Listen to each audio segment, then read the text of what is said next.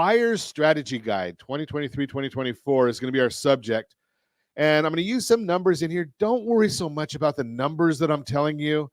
Listen to the concept of what I'm telling you this morning, because I hear a lot of folks right now that are concerned about the fact that, well, what's going to happen with interest rates? Do I want to wait? Do I want to buy now? Do I want to wait until later? Or interest rates going to go down, so I should wait? Are prices going to go down? Prices going to go up? What's going to happen? Well, I'm going to share with you in today's strategy a little bit of what we're seeing and how you can bring maybe tomorrow's numbers today and get back some of that buying power that we had. So let's chat about what we're going to chat about what we're going to chat about. So here's what the guide's really going to get us to. Is it the time to buy? And again, I hear a lot of folks saying, I'm going to wait. Well, what are you waiting for? We're going to chat about that. We're going to talk about rate versus price. What's happening with rates? Where are the rates going? Where have they been? What is that doing to your purchasing power? Let's talk about a little bit about strategies for this market right here, right now. We're going to talk about those. And we're going to talk about where are the homes that are most susceptible to you winning right now and getting what you need from the sellers. So let's dive right into it. Is it the time to buy? Part one. So what we're looking at when we're talking about is it the time to buy, when is the right time for you to start building net worth? When's the right time for you to start getting a property that you want and taking advantage of the market? Well, I'm going to share with you that I think as soon as you've got your finances in order, that's probably the right time. As soon as you can afford to buy, get in the game. Now, you may not be buying the dream home, your forever home, but most of us don't start at the top. When you start a job, when you first went out into the job market, did you start as CEO?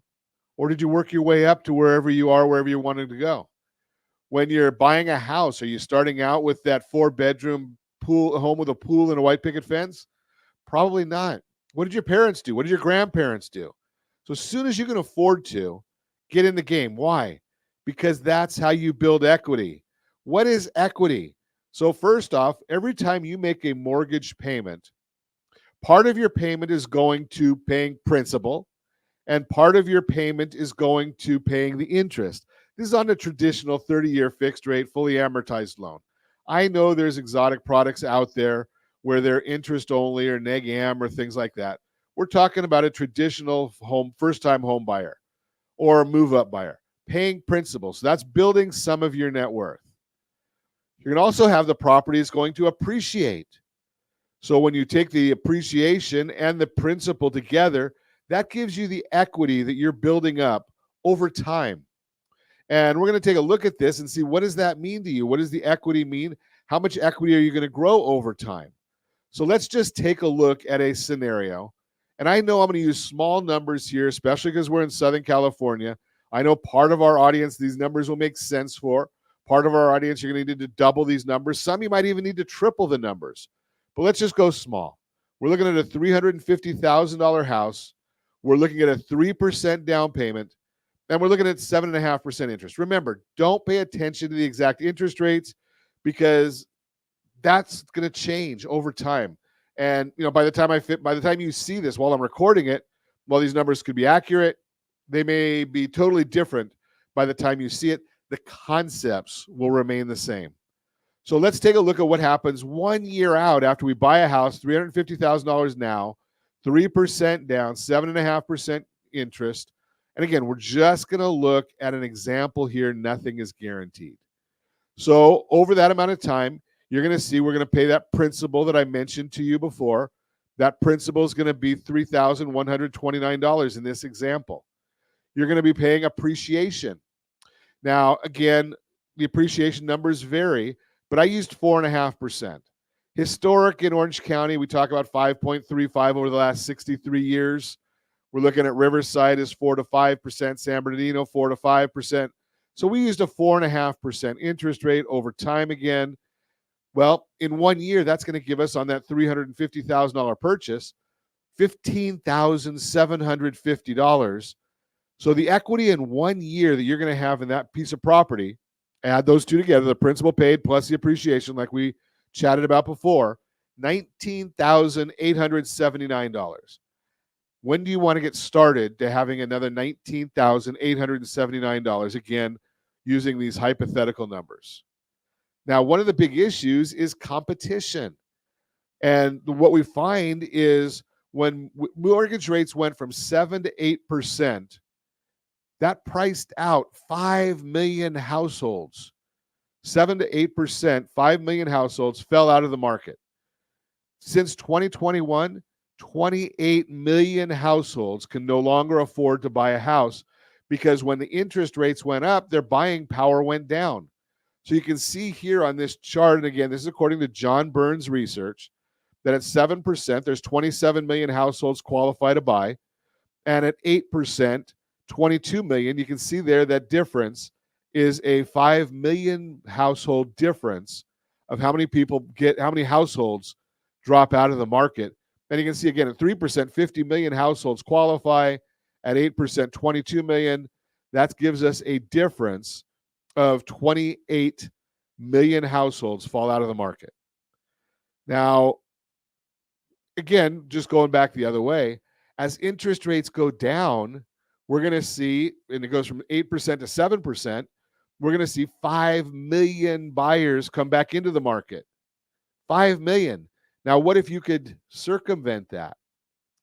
What we're talking about here is right now, the best products out there for you, if you qualify, a VA loan.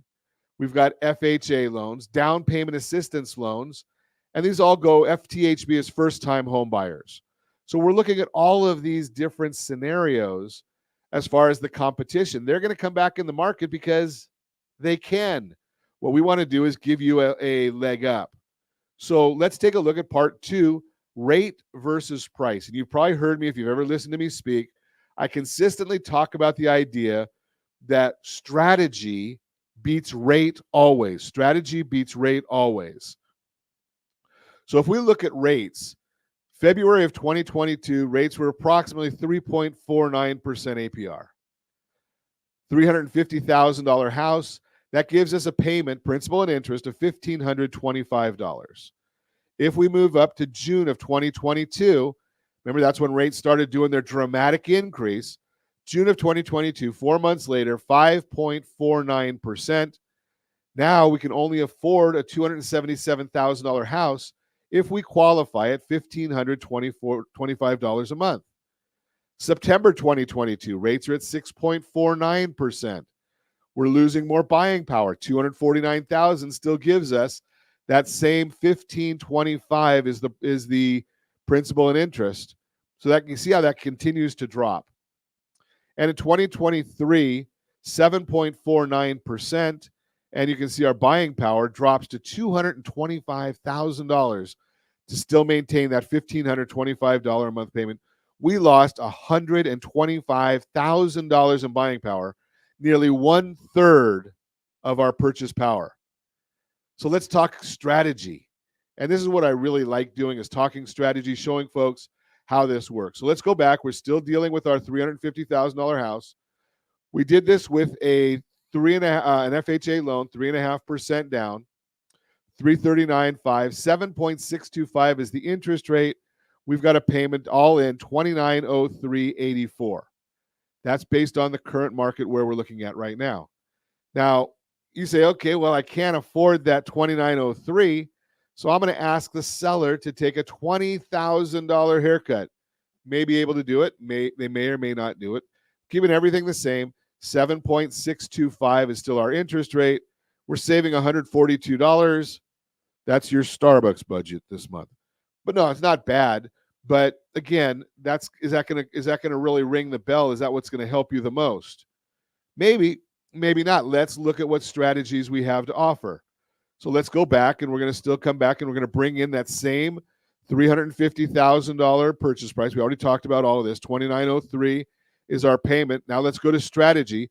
We're going to ask the seller, instead of doing that $20,000 that we asked them to take as a price reduction before, what if we ask them to do a $10,000 500 reduction, but we're going to keep the price the same?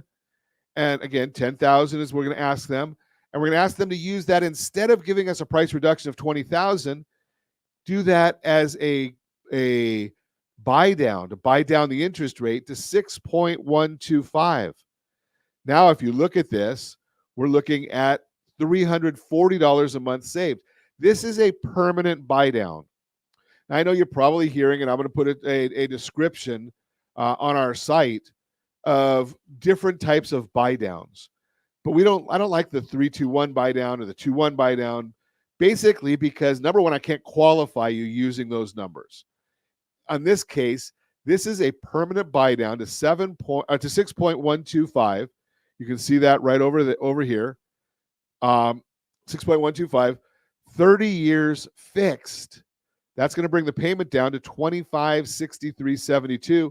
You're saving $340 a month. $2563, $340 a month is based the savings by using that $10,500 buy down. Now, one of the big benefits on FHA is they'll allow us to go up to a 6% seller contribution. Now, at the same level, if we go in Fannie Mae, Freddie Mac, they're only going to allow us to go 3% with this minimal down payment that we're looking at. So you got to have a lender that understands all of these different guidelines. You've got to bring your lender and your realtor partner all in at the same time, your realtor advisor, all in at the same time to help on all of these different strategies. Now, you look at this, and you might say, okay, Ron, I can afford that $2,903. That's okay with me. But take a look at this. But I can't find a house that I want at $350,000. Okay, well, if you can afford the $2,903, let's use the exact same strategy. But now we can go up to $405,000 purchase price, still doing our 3.5% down payment. $10,500 is the buy down amount, still at 6.125. So I got you that $2,903.84 payment that you can see we had at a $350,000 purchase price. We just got some of our purchasing power back. That's what we've been talking about right along, is when interest rates go up, we're losing some of our purchasing power. Now, you may say, okay, Ron, that's all well and good, but how do I find the sellers that are going to actually help me do this? Well, we've got that for you also. So I'm going to tell you, go to Redfin. I'm not a fan of Zillow. They don't have some of these strategies that I'm going to show you. But go to Redfin, and you're going to be able to go to this all filter section on Redfin. And when you go there, you're going to be able to, now when we did this, we were doing Tampa Bay right here. So, you can put in any city you want to. But the important part is going to that all filter section. When you go to the all filter section, you're going to get a block that looks just like this. And I want you to put in there, time on Redfin is more than 30 days. Well, we're in the holiday season right now if you're watching this live, but it doesn't matter. 30 days, if a property's been on the market 30 days, the seller's probably saying to themselves, what do I need to do to get this sold? Well, one of the things that they can do to get this sold is work with a buyer that wants to buy it. And instead of taking that big next price reduction, which their agent is probably already talking to them about, they can work with you on the strategy that I just showed you. And oh, by the way, this one here was about a month ago on Redfin, 1,157 homes. Just this morning, and I'm recording this the end of November, in Anaheim, California, there was 268 homes that were on the market for more than 30 days. So there are properties out there that qualify. The next thing you can look at is price reduced in the last 14 days. Again, these are people that really want to sell their property. Otherwise, they wouldn't have reduced the price. So those are the properties that are going to be most susceptible or most open to listening to a strategy that can get their property sold, not take as big a markdown as they might have to next time, and work with a buyer that's pre-approved, pre-underwritten, like we do with our team here. So if you have any questions about this, give me a call. Again, it's 800-306-1990. It's Ron Siegel. And we're going to put this up so you can take a look at this at any time to give you ideas on how this works.